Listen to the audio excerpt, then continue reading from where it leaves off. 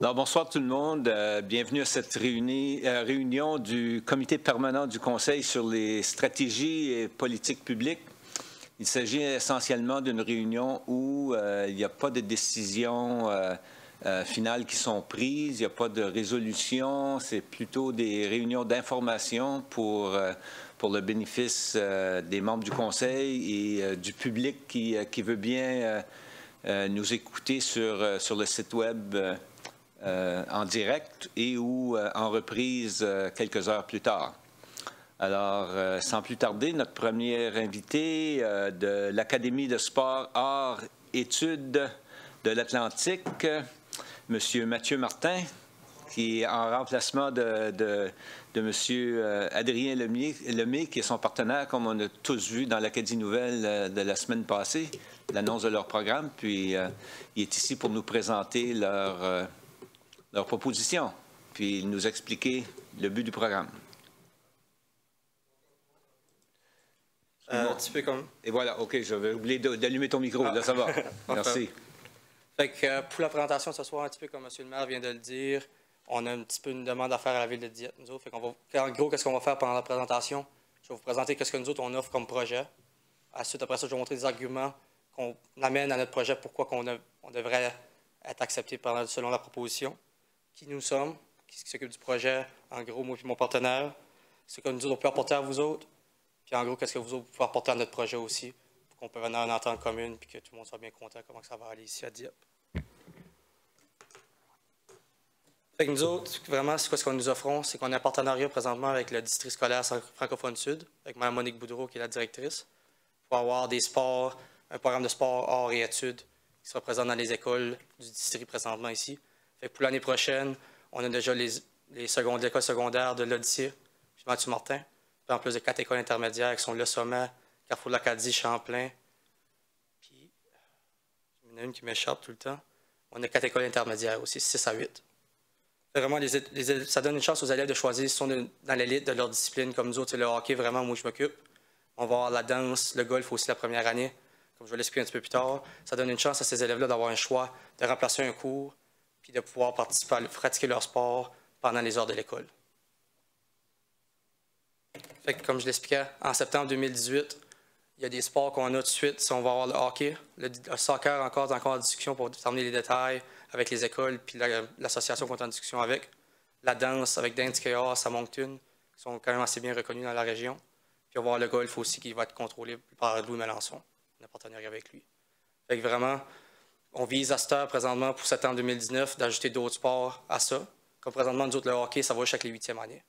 Parce qu'on est essentiel au secondaire, puis là, ça n'a pas moins bien marché que le secondaire. Fait qu'on a fait une entente pour la première année, au moins de faire un projet un petit peu pilote, si on veut dire, avec les élèves de 8e année la première année.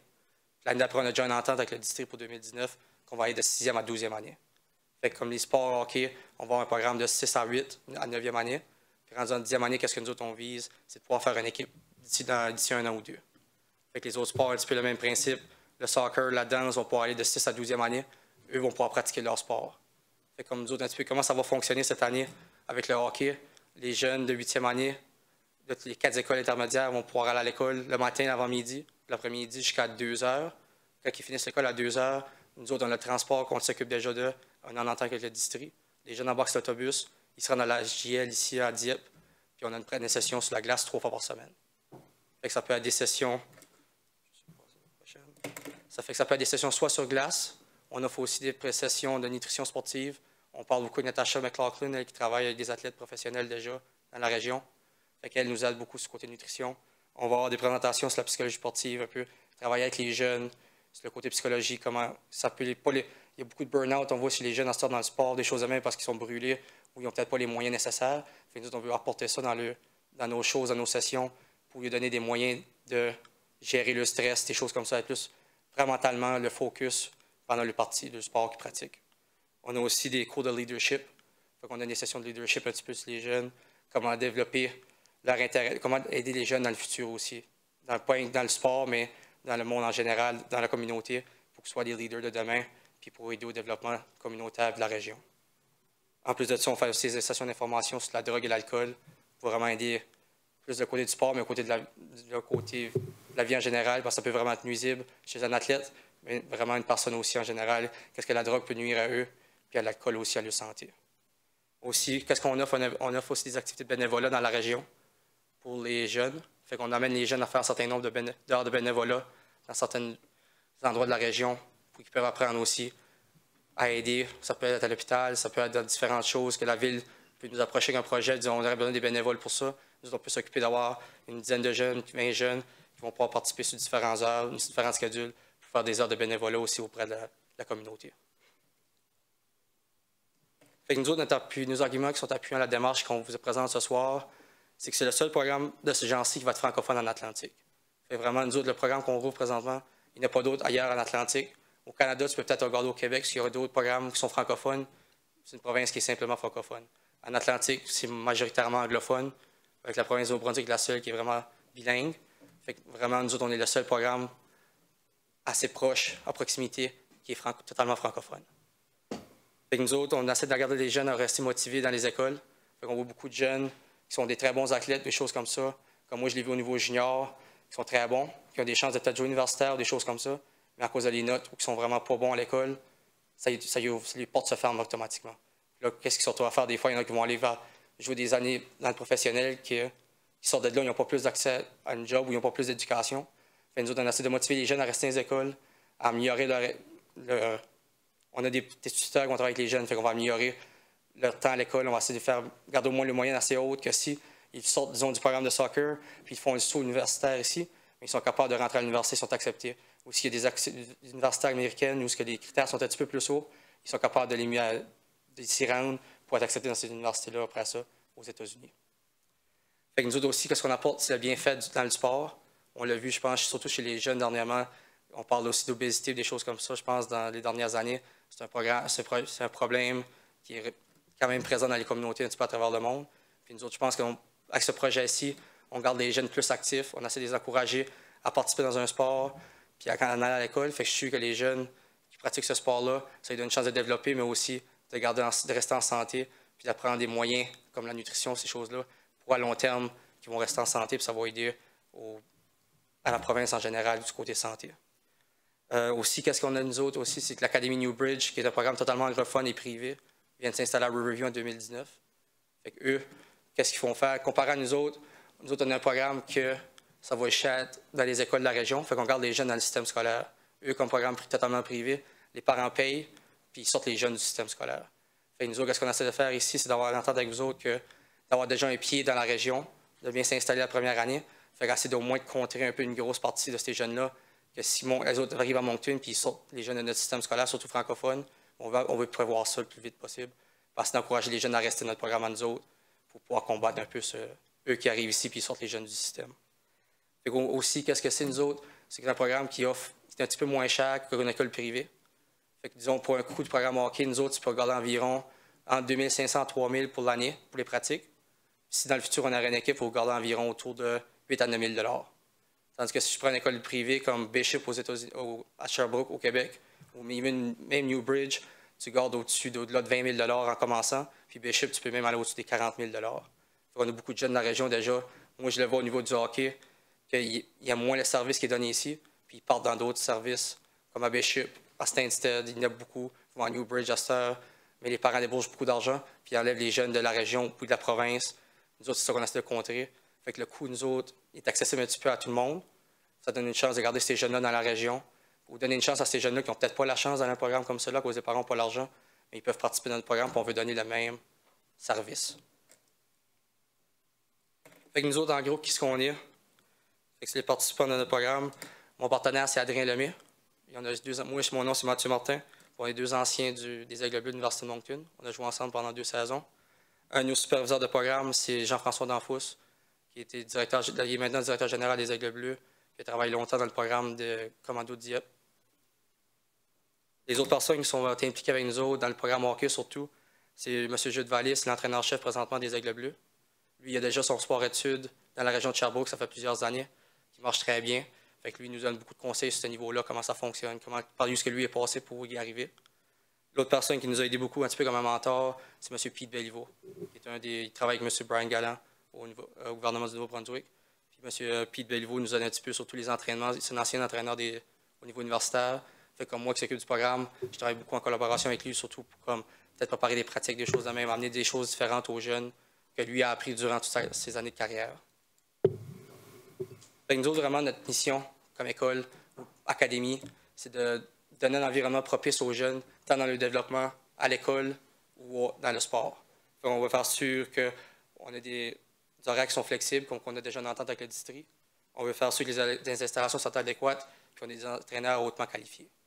Fait vraiment, on va essayer de donner le meilleur rendement possible aux jeunes pour qu'eux autres puissent en profiter au maximum, puis qu'ils se développent au maximum, que ça soit tant à l'école, ou que si les élèves sont dans la musique, ou dans la danse, ou dans le théâtre, qu'ils se développent là-dedans aussi, ou que ça soit dans le sport qu'ils pratiquent aussi.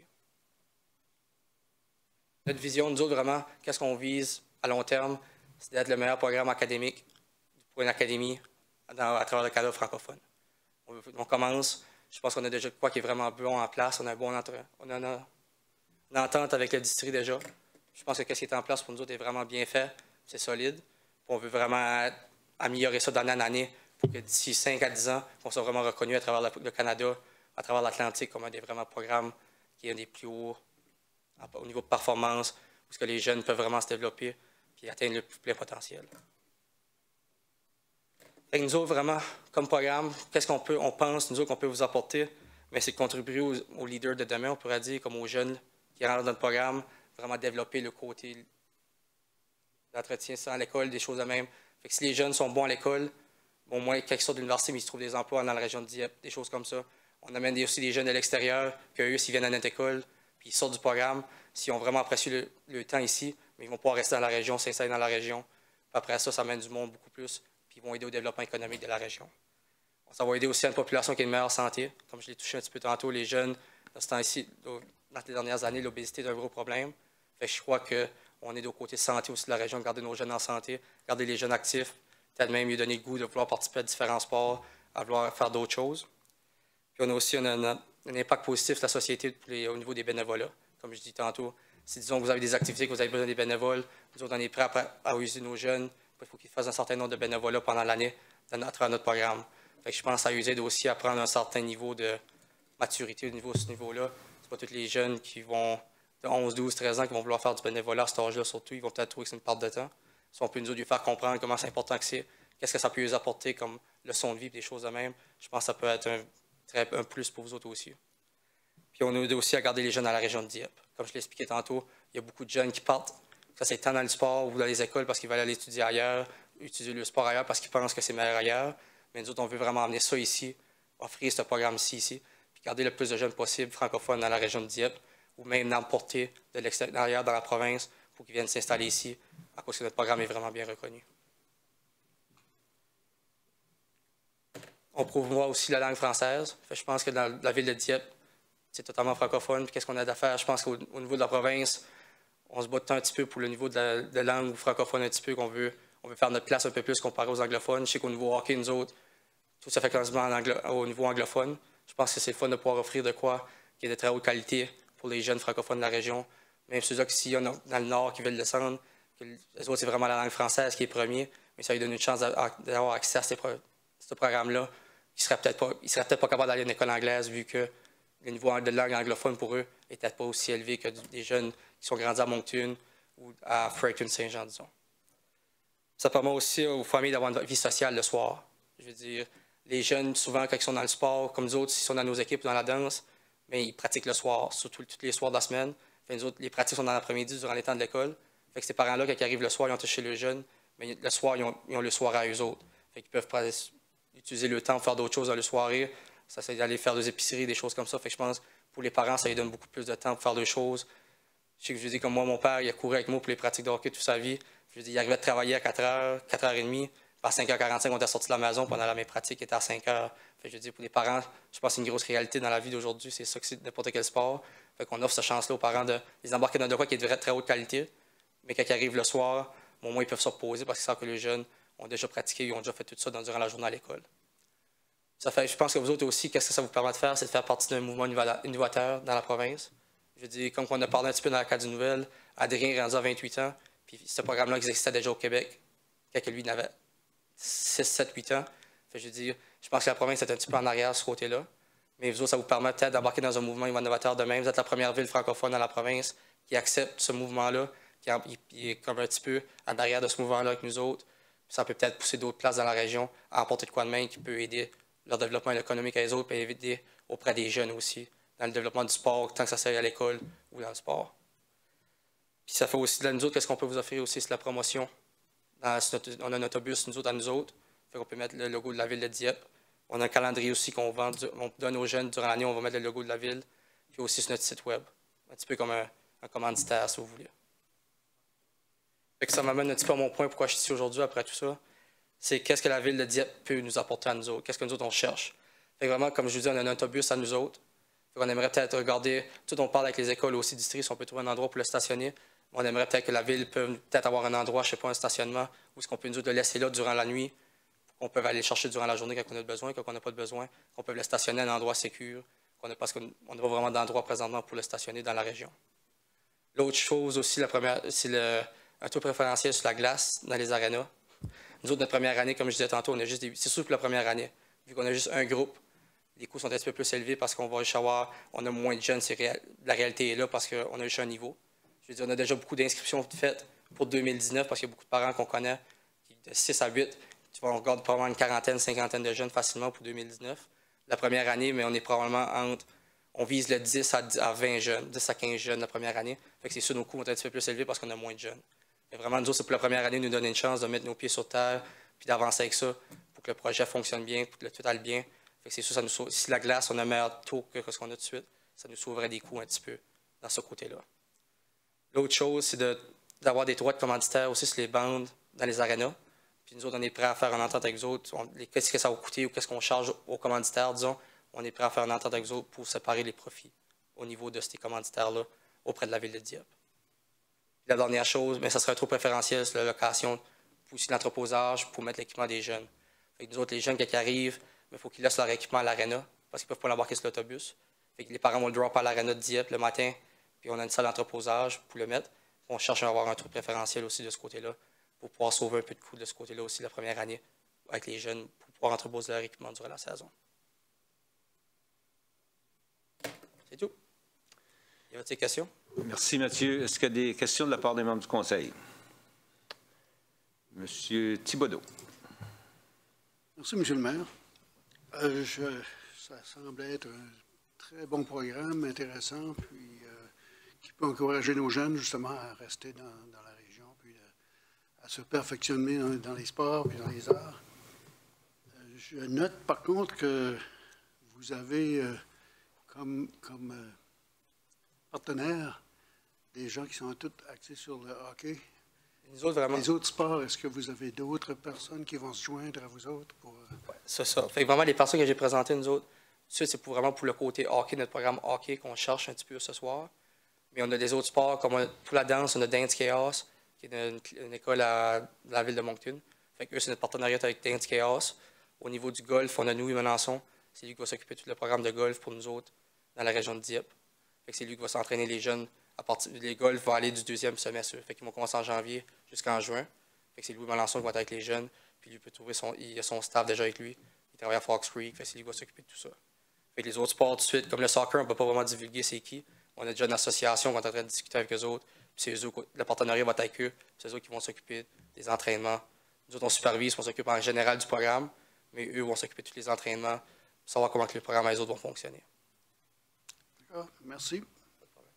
Bonne chance. Merci. Ça a l'air d'être un bon programme. Merci, M. Thibodeau. M. Brideau. Merci, M. le maire. Merci beaucoup, M. Mathieu Martin, c'est ça? Merci de se rappeler. Ce que j'ai compris dans ta présentation, c'est que tu t'adresses beaucoup aux francophones. Est-ce que vous acceptez aussi les anglophones? Parce qu'à Dieppe, on a des jeunes anglophones également. Oui, c'est sûr. Le jeune, il faut qu'il ait une école francophone, parce que d'entendre tout avec le district francophone sud. Pour la première année, c'est sûr qu'on vise peut-être d'avoir offrir de quoi côté anglophone dans le futur. Mais présentement, la première année, l'entente qu'on a est avec le district francophone sud. Fait qu'on veut vraiment, la première année, aller commencer à avoir un livre, puis après ça, grossir un petit peu. Fait que vraiment, notre entente pour la première année, c'est avec le district francophone sud. Puis on parle aussi pour pouvoir aller du côté anglophone. C'est vraiment difficile côté cours. Nous autres, le francophone, il a fallu qu'on parle beaucoup avec le district, avec les directeurs, pour trouver des chances, les crédits, qu'est-ce qui va être crédité aux jeunes, ou comme au niveau 6 à 8, quel cours ça va remplacer à leur classe, parce qu'il y a beaucoup de jeunes que s'ils ne sont pas dans le programme, il faut qu'ils fassent un cours à l'école dans ce temps-là.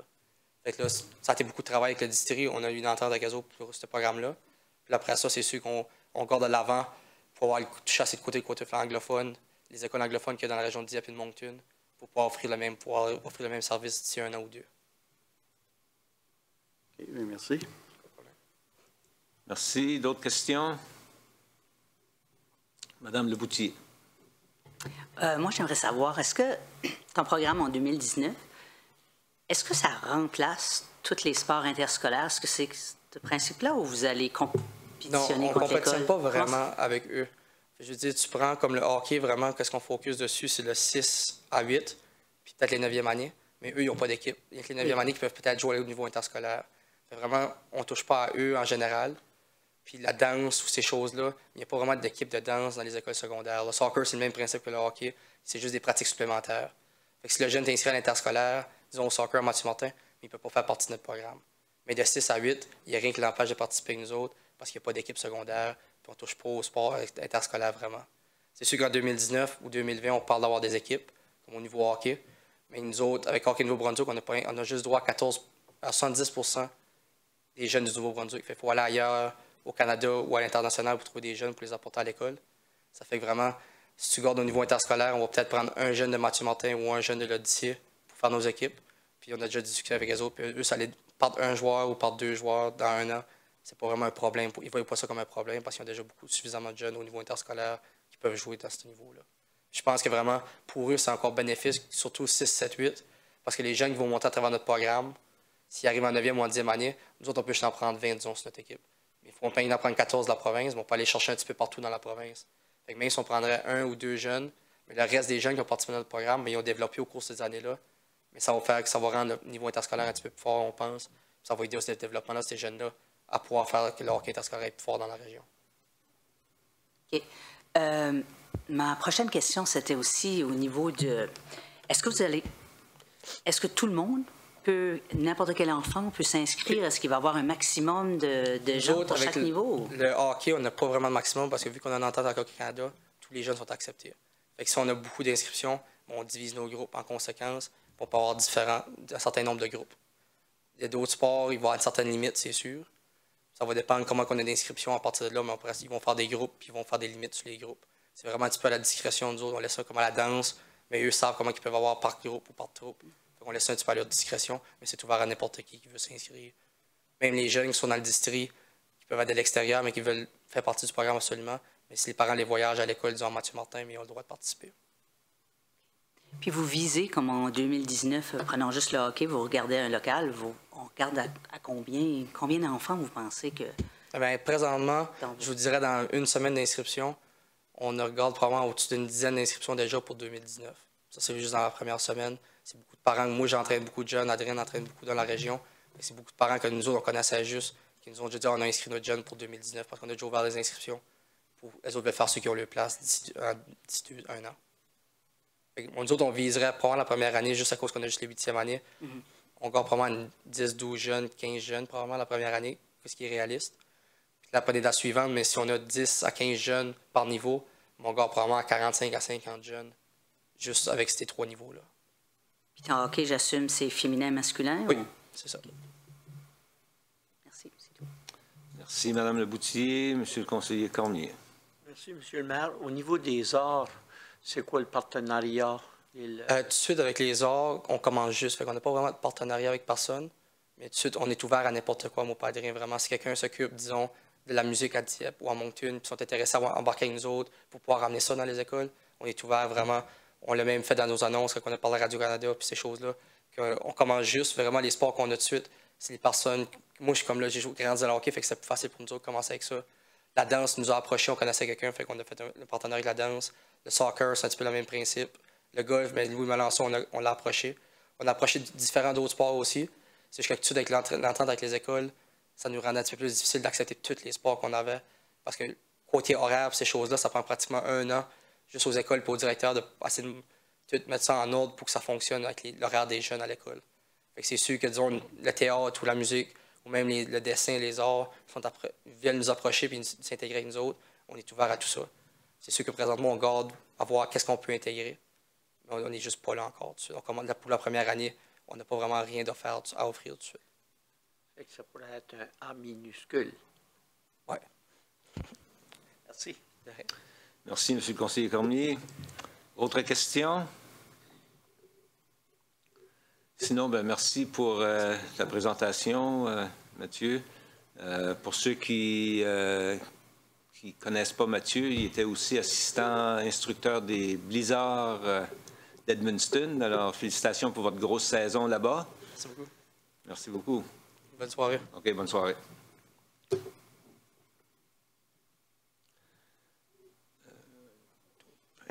Prochaine présentation de Centraide avec Mme Erika. Bonjour, Cantu, oui, c'est ça. J'essaie de me rappeler de votre dernier nom, je n'avais pas ça en avant de moi. Non, il n'y a pas de souci. Ah oui, voilà, Erika Cantu. Je n'ai pas été assez loin sur ma présentation. Oui, merci beaucoup. Bonjour, bonsoir à tous. Je m'appelle Erika et je suis au Centraide depuis mois de mars. Et je voudrais présenter un peu qu'est-ce que ça veut dire la championne de la diversité et qui je suis aussi et pourquoi que je suis dans cette position ici maintenant. Donc, moi, je suis originaire du Brésil. Et une fois que j'avais fini mes études de commerce internationaux, j'ai parti aux États-Unis, après en Belgique, et depuis 2012, je suis ici au Canada. Et j'aime beaucoup, pardon. Je me sens vraiment chez moi.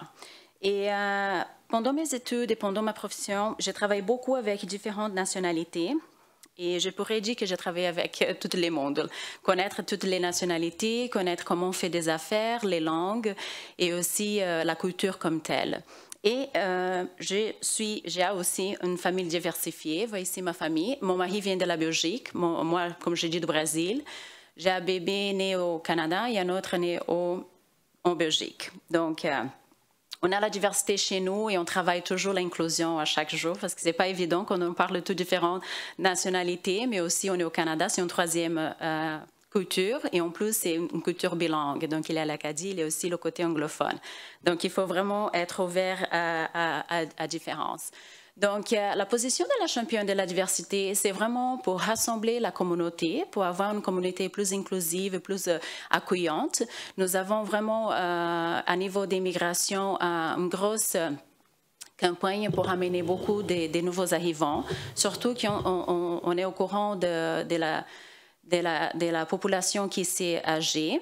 Donc, l'idée de la championne de la diversité, c'est vraiment de donner aux voisins. On va travailler vraiment au niveau voisinage. Donc, on va donner aux voisins vraiment le pouvoir d'accueillir de nouveaux arrivants. Donc, soit on voudrait vraiment qu'ils agissent comme Welcome Wagon.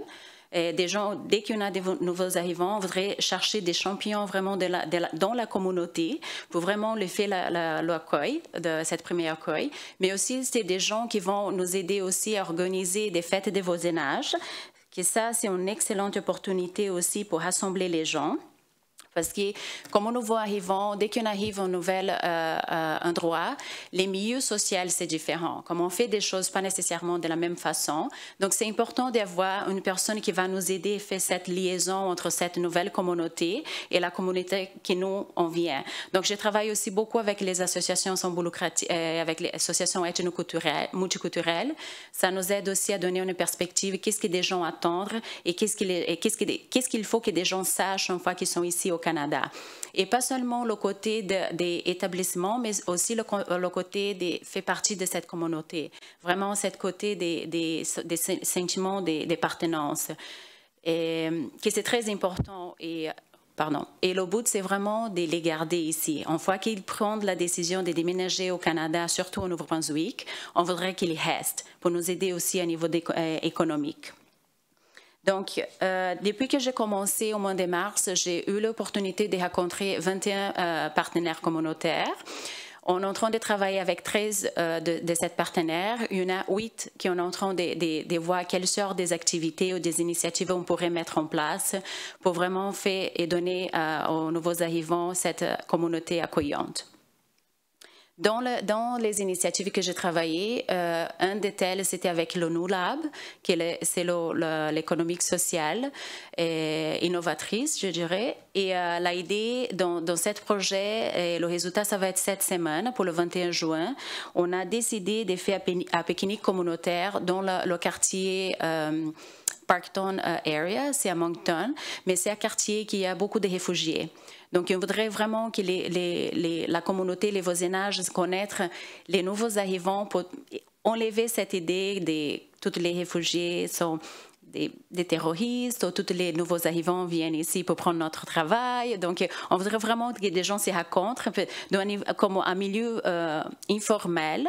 Ça va donner aussi l'opportunité des gens de parler. On sait aussi que dans cette pique-nique, on aurait des traducteurs parce qu'il y a aussi la langue, ça peut être un défi. Donc, on aurait des gens aussi pour nous aider dans cette activité. Une autre activité que j'ai en train de travailler, qui c'est déjà fini, c'était samedi passé. On avait fait une activité avec l'Université de Moncton, dans le quartier de l'Université de Moncton, car il y a beaucoup des étudiants internationaux. Donc, c'est important aussi qu'ils viennent, qu'ils fassent ces études aussi, mais qu'ils restent aussi ici dans notre région. Je suis en train de travailler aussi avec CCNB, avec Ghislaine, pour avoir une initiative de faire la même chose avec les étudiants internationaux qui vont arriver maintenant au mois de septembre. Donc, c'est important de trouver des membres dans la communauté ici à Dieppe qui sont prêts aussi à recevoir ces nouveaux arrivants qui vont étudier dans le collège de Nouveau-Brunswick. Une autre activité que j'ai eu l'opportunité de livrer un atelier avec Imagine NB. Imagine NB, c'est une initiative de New Brunswick Multicultural Council. Et en fait, l'idée, c'est vraiment de donner le pouvoir à le nouveau jeune de faire la différence dans la communauté. Dans cet atelier, je parlais un peu de la différence entre diversité et l'inclusion, comment on pourrait appliquer à chaque jour cette inclusion jour à jour, au niveau communauté, niveau voisinage. Et grâce à cet atelier, nous avons 8 jeunes, 4 à Dieppe et 4 à Moncton, où on va commencer à faire un comité de bienvenue dans l'école. Une des écoles, c'est le Martin-Martin, où se trouvent les nouveaux arrivants, mais aussi, pas seulement à l'école, mais il voudrait aussi, un des groupes, fait des activités à niveau voisinage, le sens d'aider les parents qui ont la difficulté avec les enfants, avec l'aide aux devoirs. Donc, ils sont très ouverts aussi et avoir une équipe de foot, de soccer. Et donc, ça me fait plaisir aussi de les aider, les assister. Mais aussi, l'idée, c'est vraiment de rassembler la communauté. Donc, trouver des excuses, des initiatives vraiment pour rassembler et connaître les voisins. Une autre activité, c'était avec Alfred et Inda. On travaille avec l'OCAFI aussi. Et Alfred et Inda, je ne sais pas, je pense que vous connaissez plus Alfred, designer from Africa. Et lui et Inda donnent des ateliers dans l'école en parlant de la diversité aussi aux enfants. C'est pour la beauté d'avoir un milieu divers et inclusif aussi. Et les prochaines étapes qu'on est en train de travailler, c'est toujours de recruter des nouveaux champions, des gens qui voudraient vraiment faire la différence à niveau communautaire et être vraiment cette liaison. On fait vraiment le bienvenu des nouveaux arrivants, soit de nouveaux arrivants dehors du Canada, soit de nouveaux arrivants de notre province du Canada. Et on fait aussi des sessions d'information, on les équipe de toute façon possible pour vraiment que des gens se sentent chez nous et qui sont vraiment cette liaison entre la communauté et les nouveaux arrivants. Donc, c'est tout. Est-ce que vous avez des questions? Merci. Question de la part des membres du Conseil.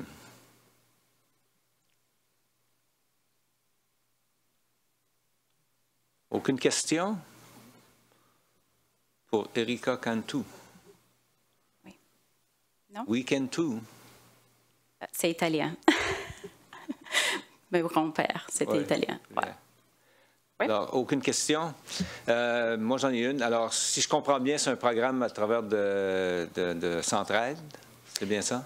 Oui, en fait, c'est le programme à travers de Centraide, mais on a aussi l'argent qui vient de la ville de Dieppe, de Moncton et Riverview. Donc, on a des initiatives avec ça et avec le programme IAPP qui aide les nouveaux arrivants à avoir la résidence permanente une fois qu'ils sont ici.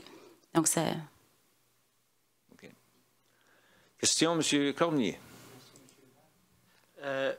Lorsque vous demandez des bénévoles, est-ce que vous ciblez un groupe d'âge en particulier ou est-ce que c'est ouvert à tous les âges?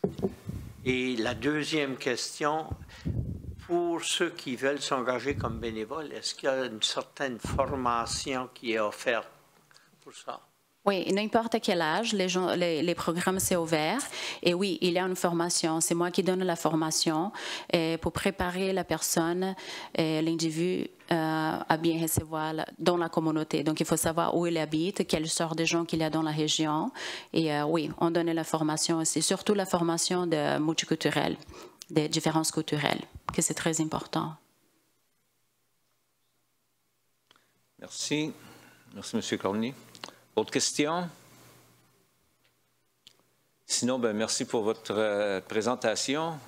C'est toujours, on sait que c'est toujours un sujet qui est bien à la mode présentement parce qu'on sait comment on a vraiment la région, la province au complet, on a vraiment besoin de, pas seulement que les gens viennent dans la région, mais qu'ils restent dans la région. Exactement. Alors l'inclusion, évidemment, et tout ce qui est relié est très important. On connaît tous des histoires à succès, mais il y a aussi trop de jeunes internationaux qui viennent ici, viennent à l'Université de Moncton en particulier et ou au collège communautaire et qui s'évadent vers le Québec. Alors, il faut vraiment travailler fort, essayer de nous assurer qu'on les garde chez nous. Pour continuer à s'intégrer dans nos communautés. Mais je pense que des fois, il faut aussi renvoyer la balle. Je sais qu'au collège communautaire, ils aident beaucoup avec à encourager les francophones internationaux à apprendre l'anglais aussi. Exactement. Qui est très important, mais je ne suis pas certain qu'à l'Université de Moncton, ils font le même effort qui est fait au CCNB. Puis je pense que c'est une discussion que moi, personnellement, j'ai déjà eue avec plusieurs personnes de l'Université de Moncton, que normalement, ces jeunes-là sont ici pour un minimum de 4 ans, puis souvent, ils font même une maîtrise, alors ils sont ici pour 6 ans avec nous dans la région, et ils s'isolent vraiment sur le territoire de l'Université de Moncton et ne s'engagent pas envers la communauté. Alors, il faudrait vraiment...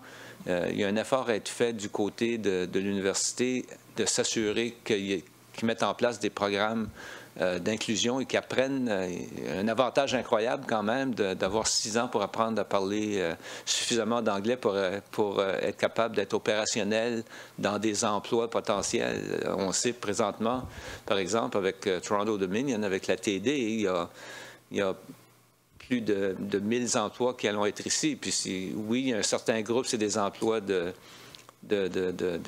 call center, de centre de contact, mais il y a aussi plus de 400 postes pour des personnes en comptabilité qui ont des formations en comptabilité. Puis ça, c'est quand même des postes... Le salaire de départ, on parle de 65 000 $, ce qui est quand même des salaires raisonnables dans notre région.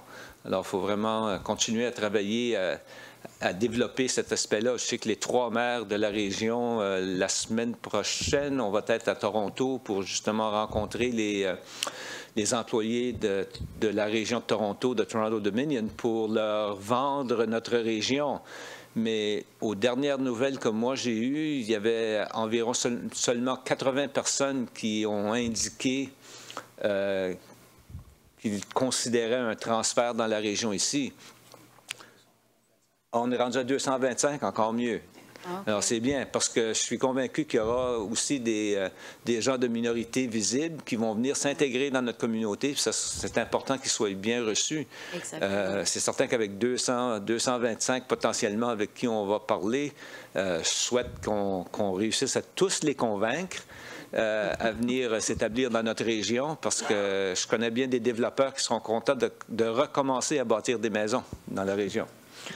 Alors, tout ça dit, merci pour votre présentation. On a certainement beaucoup d'opportunités, puis peut-être qu'il y aura une opportunité pour vous de coopérer avec nous aussi dans ces affaires-là quand les gens vont arriver dans la région. Parce que ça ne sera pas des personnes immigrants, mais il y aura certainement des gens qui vont se sentir comme des immigrants quand ils vont arriver dans la région ici quand même, là, parce que c'est un choc culturel quand même, veut pas, de partir d'une ville comme Toronto et région que je connais, puis s'en venir ici. Là. Pour eux, ça sera un choc culturel, je suis convaincu. C'était pour moi. Je suis de São Paulo, c'est 20 millions de personnes. Ouais. Donc, même à Bruxelles, avait 1 million. Quand on a déménagé, c'était... Ouais. Mais c'est seulement pour ajouter, pour les prêts, il y a un programme avec l'Université de Moncton et l'OCAFI qui s'appelle Prêt. Et en fait, c'est vraiment pour aider les étudiants internationaux à apprendre l'anglais. Parce que ça, c'était une des difficultés qu'ils avaient pour trouver un travail une fois qu'ils terminaient l'université. Ouais. Donc, ça commence des initiatives et c'est vrai que c'est très important d'être bilingue. C'est la réalité de notre milieu. Oui. Une personne unilingue francophone aura énormément de difficultés à se positionner peu importe où. Une personne bilingue, beaucoup mieux. Puis unilingue anglophone, il y a encore de la place, quand même. Mais unilingue francophone, oubliez ça. Oui, mais la beauté aussi de comprendre, quand tu parles notre langue, de comprendre aussi toute la culture qui vient avec. Oui, effectivement. C'est pas seulement la langue, donc c'est ça. Oui, mais ça va me faire plaisir d'aider, de recevoir les nouveaux arrivants. Merci beaucoup. Bonne fin de soirée. Merci beaucoup. Alors, notre prochaine interlocutrice, Mme Angèle Spencer, qui va nous parler de circulation automobile.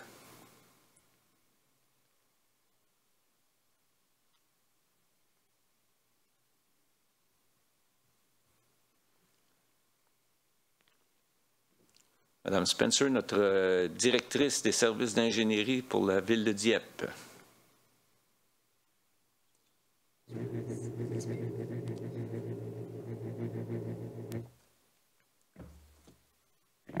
Donc, bonsoir, Monsieur le maire, membre du conseil. Donc, il me fait plaisir d'être ici ce soir pour continuer la discussion sur une problématique qui continue à se produire sur nos rues. Plus que les rues sont en bon état, plus que les gens ont tendance à aller vite. Puis de nos jours, là, il y a beaucoup de gens qui sont pressés, donc ça continue à être un problème. Donc, juste un petit peu survol de la présentation, rappel de la politique qui est en place depuis 2013, un retour sur les actions qu'on a faites en 2017, le nouveau manuel de l'Association des transports du Canada et aussi les actions qu'on propose pour 2018. Donc, comme vous vous souviendrez, en 2013, la Ville de Dieppe avait adopté une politique de modération de vitesse. Donc, il y a quelques critères dont il faut adhérer pour que la Ville considère implémenter des actions ou des mesures pour modérer la vitesse. Donc, le premier qui est en place tout de suite, c'est que de recevoir une demande d'au moins 2 tiers, 67% des résidents de la rue. Aussi, il faut qu'il y ait un excès de vitesse de 10 km ou plus de la limite affichée du 85e pourcentile.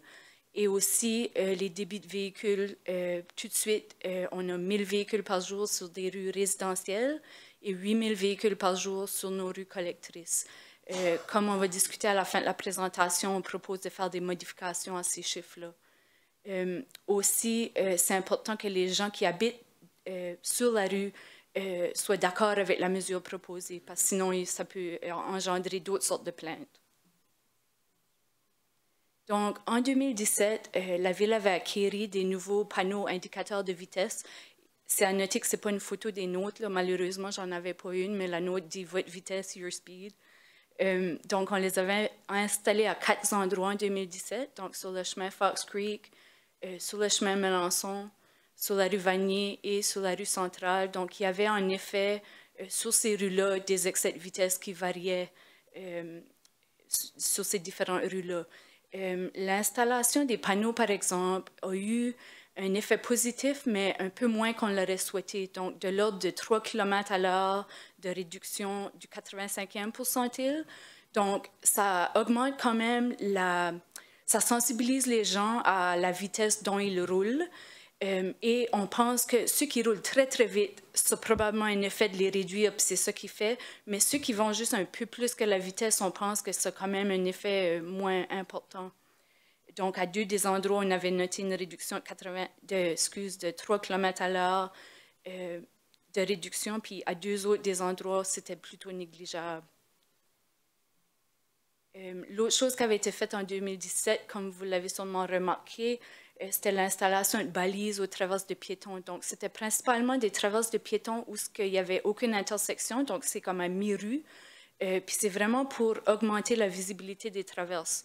Donc, les mesures qu'on a faites après l'installation de la balise, la même chose, la réduction de vitesse était quand même négligeable, mais on pense que ça a réussi quand même à vraiment augmenter la visibilité de la traverse, par exemple.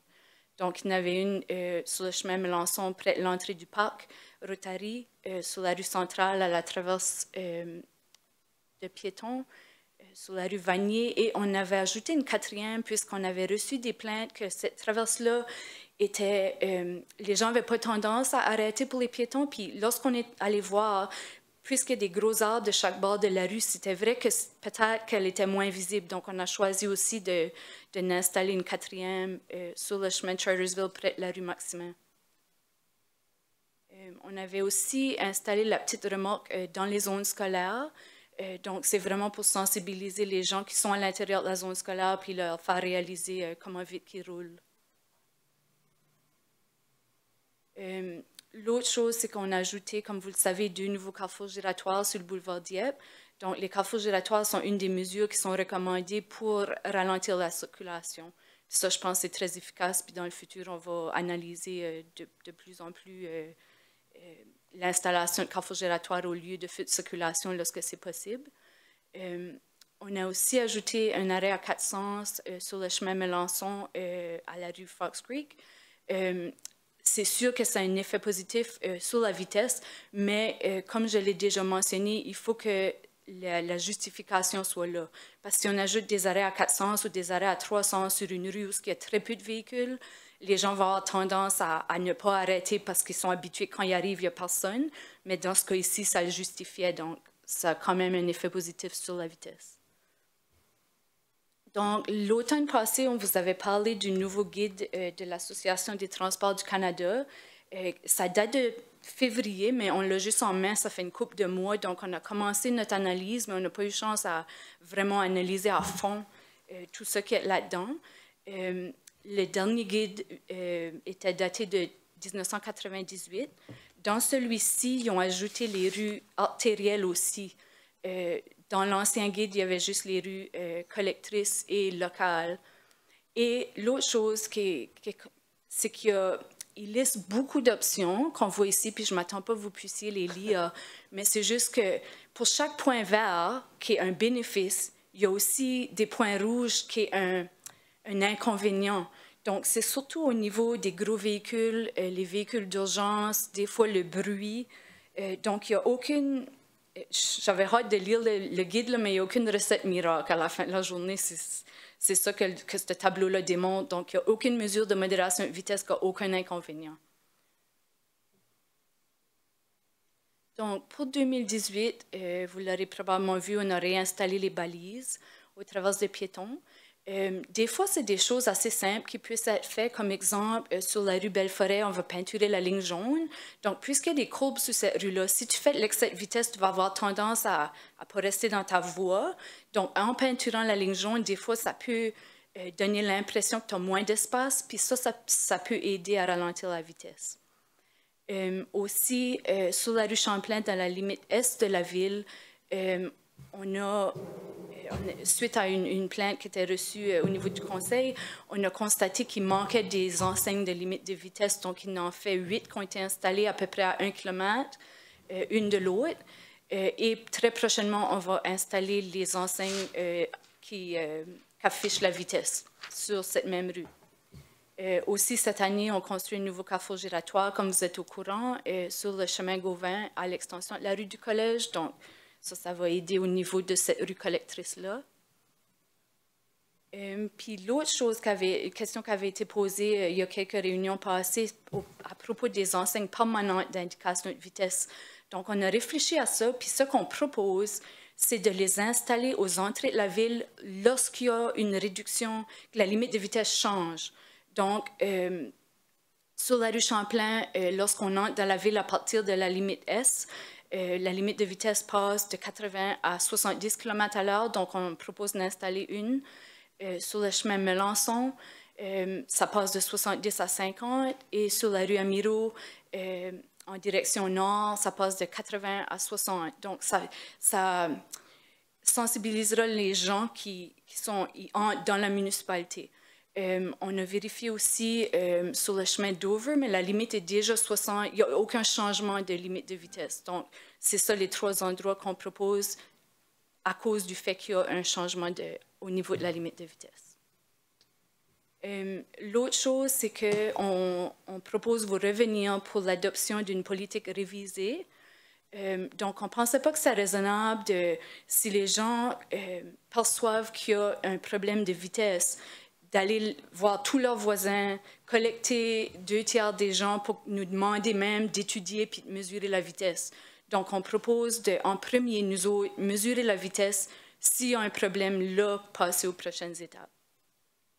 Et l'autre chose, c'est que sur nos rues collectrices, on a très peu ou pas qui rencontraient 8000 véhicules par jour. Donc, je ne sais pas pourquoi dans le temps que c'est ce chiffre-là qui avait été utilisé, mais on propose de le réduire pour que nos rues collectrices qualifient.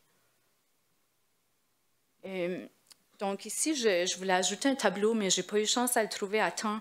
C'est juste, puis ça ne vous surprendra pas, mais plus que la vitesse est grande, plus que la sévérité des accidents est grande, surtout au niveau des piétons. Donc, à 80 km/h, le piéton qui se fait frapper a très peu de chances de survie. Donc, ce que l'on propose, puis on a discuté avec le service de communication, c'est de faire un exercice de sensibilisation de la population à partir de nos outils Facebook, etc., pour vraiment sensibiliser les gens à ces statistiques-là, puis de réaliser qu'il y a des conséquences très graves lorsqu'on fait de la vitesse. L'autre chose aussi, c'est que dans le guide, la première action qu'ils proposent vraiment, c'est l'éducation et enforcement, donc d'impliquer la GRC. Je sais que leur main-d'œuvre est quand même limitée à ce niveau-là, mais c'est ça les premières actions. Si ça ne marche pas, là, de procéder à des mesures plus avancées. Donc, c'était pas mal ça pour ma présentation. Merci bien. Question de la part des membres du Conseil. Monsieur Cormier. Merci, Monsieur le maire. Je dois dire que les lumières s'allument sur ce sujet-là comme un arbre de Noël. Monsieur Cormier. Merci, Monsieur le maire. Ma question, mon intervention ne porte pas sur le rapport. Merci pour le rapport. C'est la rue du marché, le samedi matin au marché. Ça fait 2 samedis qu'il y a des voitures qui viennent, puis c'est difficile à croire, à pleine vitesse sur la petite rue du marché. Il n'y a pas de traverse piétonne, il n'y a rien qui l'indique. J'oserais dire que 98% des autos respectent les piétons qui traversent. Mais l'autre samedi, on a failli se faire écraser. Puis le jeune gars qui sont venus avec la voiture n'était pas tellement enclin à s'arrêter pour nous laisser passer. Même qu'il nous a fait un salut en passant. Je me demande si on ne devrait pas, il n'y a pas de 5000 citoyens, là, je me demande, ou de citoyens, je me demande si on ne devrait pas installer une traverse piétonne, puis peut-être que les enseignes qu'on a sur Chartersville, qui semblent, puis sur d'autres rues, qui semblent ralentir les voitures. Je ne sais pas si ça serait plus encombrant que bénéfique, mais moi, je me dis que des lignes pour aider la traverse des piétons ne coûterait pas cher, ne ferait pas tort à personne. Ben, en tout cas, je ne sais pas si je suis le seul qui est témoin de ce problème, mais avant que quelqu'un se fasse frapper puis qu'on François dans le pétrin. Donc, je réalise qu'il y a beaucoup de gens qui traversent à cet endroit-là.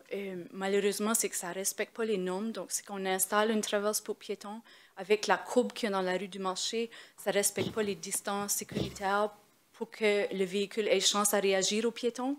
Donc, on ne veut pas... Je réalise que les gens traversent quand même, mais on ne veut pas les encourager à traverser, puis surtout les restes des jours de la semaine. Donc, il y a peut-être quelque chose à faire de spécifique pour cette journée-là, d'installer, je ne sais pas, des cônes ou quelque chose dans la rue, ou même voir à fermer la rue du marché, parce qu'il y a quand même d'autres accès, mais ce n'est pas recommandé de peinturer puis d'installer une traverse à cet endroit-là. Si je peux me permettre, M. le maire, un supplémentaire, il y a quand même 94 stationnements, et c'est là que le gros des gens stationnent le samedi pour aller au marché, parce qu'en avant, il n'y a pas tellement de stationnement. Si les lignes pour la traverse piétonne ne sont pas acceptables selon les normes, il me semble qu'il doit y avoir d'autres démarches que la Ville peut entreprendre pour modérer la vitesse le samedi matin. Oui, c'est un bon point. Puis vraiment, tu sais, on veut toujours prendre la distance la plus courte, là, mais les gens seraient censés de marcher jusqu'à la traverse au niveau de la marché et du chemin Gauvin, qui est un petit peu plus loin, mais je sais que tu vois la porte puis tu veux traverser là. Merci. Monsieur Brideau. Merci, M. le maire. Merci, Mme Angèle.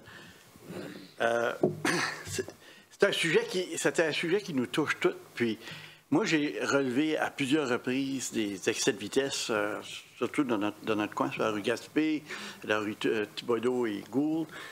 Il y a des enseignes qui indiquent la vitesse, il y a des enseignes il y a des stops, des stops, mais c'est comme si les gens ne les voyaient pas, les stops. Je ne sais pas comment ça se fait.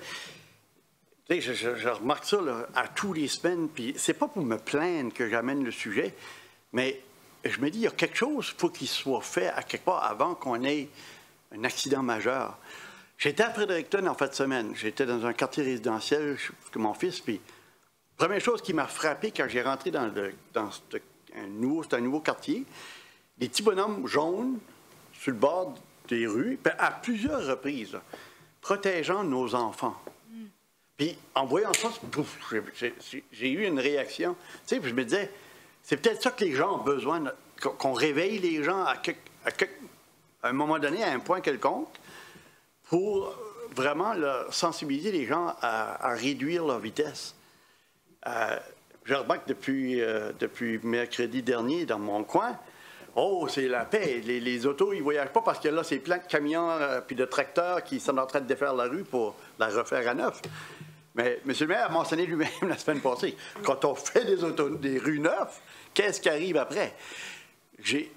J'espère que je ne veux pas voir je peux pas imaginer qu'est-ce qui va arriver. Mais je me dis, tu sais, à quelque temps, je sais que je vais voir des jeunes se faire frapper parce qu'on a des enfants dans nos rues. On a des écoles un peu partout maintenant à Dieppe. Puis nos enfants, ils vont se promener dans ces rues-là. Puis, il faut absolument qu'on amène des mesures drastiques. C'est bien beau que je mentionne aux agents de la paix d'augmenter leur circulation, mais on les voit passer peut-être une fois dans la journée, puis après ça, les gens qui aiment la vitesse, ils savent spotter les chars blancs qui se promènent avec des lignes dessus, là, puis quand ils ont passé, ils disent « on y va ». C'est mon 5 cents, madame. Je partage les mêmes inquiétudes que vous. C'est sûr que les gens, comme on l'a mentionné, ont l'air de plus en plus pressés et distraits aussi. Je pense que essayer de faire de la sensibilisation, c'est qu'on a toute une responsabilité quand même d'obéir les lois puis la limite de vitesse. Mais peut-être, surtout quand ça vient aux enfants, on dirait que c'est là qu'on a plus de succès. Donc, en collaboration avec le service de communication, qu'on peut mettre l'accent sur protéger nos enfants, ce sont nos enfants qui sont sur le bord des rues. Ma fille, moi, elle marche à l'école tous les matins, puis j'ai dit, les automobilistes ne font pas attention. Elle a fait très, très attention. Et ce qui m'a surpris qu'à Fredericton, dans le quartier, je pensais que c'était écrit en français, je pensais, il y a vraiment, tu sais, j'imagine que ma réaction était que ça doit être une région pas mal francophone, mais En tout cas, c'était bien lisible, là, tu sais, puis ça m'a pogné. En tout cas, là, je me suis dit, on pourrait peut-être adopter ces choses-là, nous aussi, là. Merci, M. Brideau. Je pense souvent que ces enseignes-là, c'est l'initiative de parents du voisinage plus souvent qu'autrement. Là, j'en vois sur la rue du Golfe, parce que la rue du Golfe, bien souvent, c'est une rue qui n'y a pas énormément de trafic, mais ça roule quand ça descend à la butte en sortant du terrain de golf. M. Thibodeau. Merci, M. le maire. Eh bien, moi, je n'ai pas de questions. Je veux simplement vous féliciter pour les initiatives pour 2018, en particulier la rue Champlain à la limite est de la ville, installation de 8 enseignes de limite de vitesse au kilomètre. Est-ce que, j'ai bien compris, ils sont déjà installés? Oui, ils sont en place présentement. Oui. Ah, ça doit être ça. Je n'ai pas reçu d'appel de ce coin-là dernièrement. Ça peut être réglé le cas. Puis l'installation temporaire des enseignes, c'est une très bonne idée. Puis aussi toutes les autres initiatives pour 2018. Là. Félicitations. Vous nous avez bien écoutés. Merci. Merci, M. Godette. Merci, M. le maire. Une couple de commentaires puis une question à la fin. Premièrement, toute la question des pourcentages de trafic. Si c'est moins que 10 moins de 5 je trouve que c'est des façons de mesurer qui sont un peu déceptives, dans le sens que si tu as 2 voitures qui se promènent à travers d'un quartier à 95 km à l'heure, même s'il y en a juste 1 ou 2 ou 3 ou 4, c'est quand même un problème. Puis un des problèmes, c'est que la police, la gendarmerie ne surveille plus, ne font plus de patrouille des quartiers. Moi, je ne parle pas des rues principales, là, mais les quartiers, ils ne vont plus là faire de la surveillance, à moins qu'on leur demande. Puis on dirait que c'est quelque chose de spécial qu'on fait, qu'eux font pour nous. Dans le document ou dans le document que vous avez énoncé, surtout l'étude, je regarde les points verts puis les points jaunes, etc. J'ai regardé ça en fin de semaine, puis je remarque que les points verts les plus importants dans toute cette étude-là sont, il appelle ça des déflexions verticales. En d'autres mots, on met des bosses dans les rues, on trouve des façons pour obstruer, pour ralentir la vitesse des gens. Donc, je présume que ça inclut ce qu'on voit dans les entrées près des écoles. Ça pourrait inclure aussi des stops à 3 rues ou à 4 rues, 4-way stop, 3-way stop. En d'autres mots, ça devient des obstacles physiques et non pas des obstacles éducatifs avec des enseignes, etc., etc. Mon impression, c'est que si on ne se lance pas là-dessus, c'est là qu'on manque le coup, parce qu'il y a beaucoup d'endroits dans d'autres villes où ils ont créé ces obstructions verticales, puis ça ralentit le trafic. J'ai un petit quartier près de la côte où on se promène, puis il y a toutes sortes de bords dans la rue, puis tu n'as pas le choix, il faut que tu ralentis, parce que sans ça, ta voiture va sauter comme 2 pieds dans les airs. Le dernier point, ce que je trouve un peu... Est-ce que c'est inacceptable? Je ne sais pas, mais vous allez étudier s'il y a un problème. C'est-il un problème avec le rapport ou c'est-il un problème avec le trafic? D'après moi, on n'a pas besoin d'étudier qu'il y a un problème avec le trafic. Il est là. Mais comment est-ce qu'on l'attaque?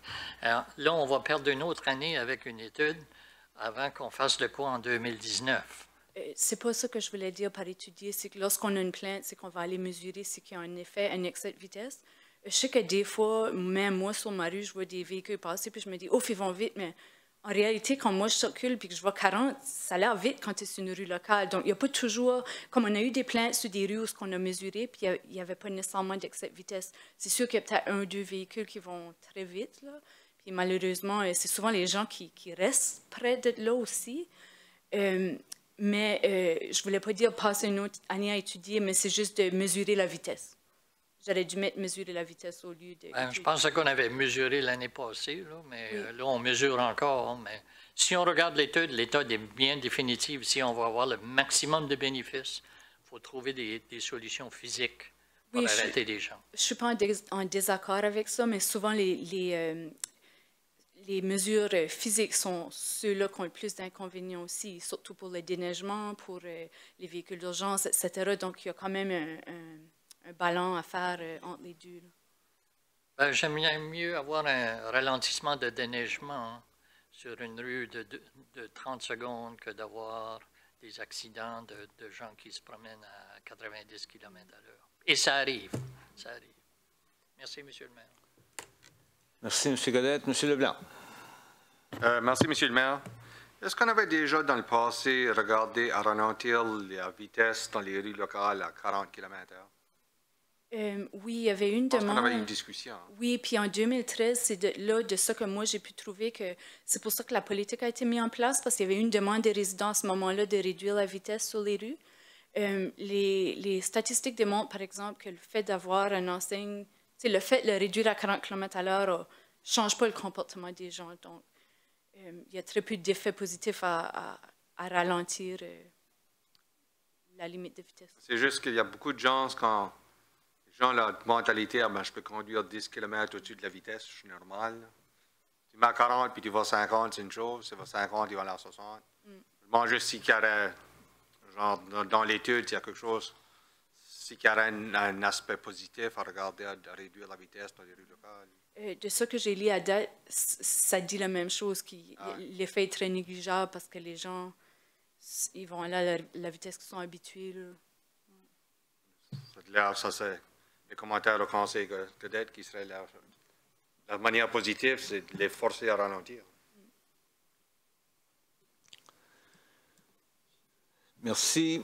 C'est certain que les changements physiques ont un impact, mais c'est de mesurer l'efficacité versus l'impact. Mais une chose qui n'a pas été mentionnée puis que j'ai vue dans d'autres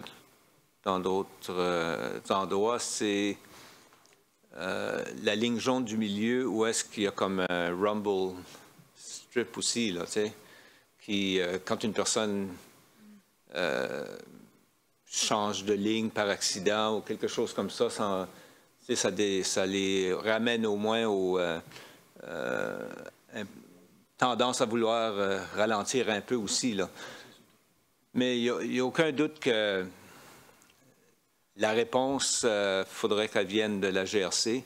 Puis, comme on le sait tous, bien souvent, ce qui arrive, c'est lorsque les infractions sont données, c'est des gens locaux. C'est les gens du voisinage qui sont là. Alors, vraiment, on a besoin rien qu'une personne pour être une exception, mais c'est ça qui arrive. Et encore en fin de semaine, là, hier, c'est hier qu'il faisait un beau soleil dehors, là, puis les motocyclettes là, sur la Chartersville, là, je te garantis que ça roulait. Puis ça roulait vite. Puis je n'avais pas de chrono pour mesurer, mais je peux t'assurer de mon expérience, ça roulait vite. Puis Chartersville, là, tu pars de l'Amiraux, puis tu t'en vas passer la Pascale avant que si tu veux arrêter à la Pascale, là. Alors, c'est un grand bout. Puis je sais qu'à un moment donné, on avait eu un arrêt sur la Fortune, longtemps passé. Puis les gens ne respectaient même pas ça, là. Ça passait tout droit, là. C'est pour ça que les recommandations sont souvent dans les développements d'avoir de ne pas avoir de ligne droite plus qu'un certain montant de mètres. Là, je pense que c'est 800 mètres ou quelque chose comme ça, là, juste de mémoire. Là, mais... Oui, puis si vous me permettez, par rapport au rumble strip, c'est qu'on voit souvent ça plus sur les autoroutes parce que dans les endroits où il y a des résidents, ça peut causer du bruit qui n'est pas plaisant. Il n'y a pas de réponse finale. Ça demeure un problème. Puis le problème, c'est un problème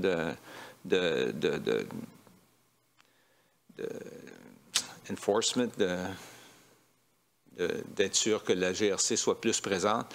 On le sait, on a plusieurs membres de la GRC qui demeurent à Dieppe, plusieurs. On devrait les encourager à aller manger à la maison, à aller prendre un café à la maison, à aller se promener dans leur voisinage. Puis, je pense que ce serait la sorte de choses qui aiderait énormément à avoir plus de visibilité d'un, mais aussi à avoir des infractions plus régulières. Mais étant donné que j'ai fait ce sorte de travail-là à un moment donné dans ma vie, je reconnais aussi qu'ils ne peuvent pas toujours être à une place quand on les veut.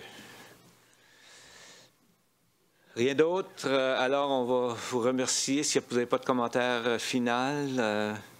Non, on continue à travailler sur le dossier. S'il y avait des solutions faciles, on les aurait déjà découvertes. Ouais.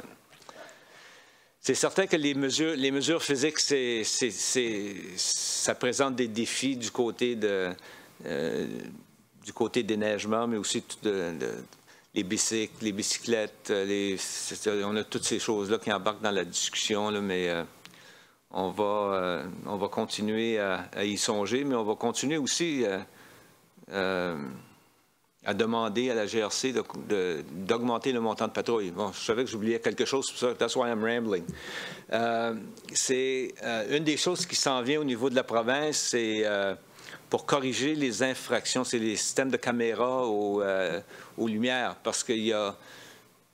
Je ne sais pas, c'est à cause qu'on est en train de travailler sur ce dossier-là au niveau des cités du Nouveau-Brunswick, puis qu'on est en train d'encourager le gouvernement provincial à nous permettre l'installation des lumières rouges. Je sais qu'il y a eu des études qui ont été faites à Edmonton, en Alberta, puis qui ont prouvé très efficaces à cause, évidemment, de toutes les épargnes qu'il y a. Premièrement, c'est pas juste d'envoyer des infractions aux gens qui passent sur une lumière rouge, là, les gens qui aiment de brûler le jaune, puis traverser les lumières rouges.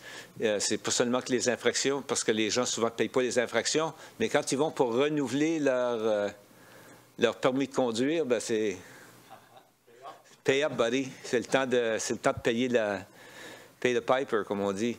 Mais l'autre, c'est aussi de calculer les épargnes en termes de la réduction d'accidents qu'il y a et moins de temps pour les officiers puis les pompiers d'aller sur des scènes. Alors, il y a tout cet aspect-là aussi, des fois qu'on a tendance à oublier qu'il y a des épargnes énormes de ce côté-là. Alors, c'est un dossier qu'on travaille présentement avec l'Association des cités et la province du Nouveau-Brunswick. On avait une discussion à Fredericton avec le ministre Landry, ministre de... Et puis, il semblerait qu'il y a un certain niveau d'intérêt au niveau de la province de changer ça. Alors, on espère bien. OK. M. Godette, une dernière intervention?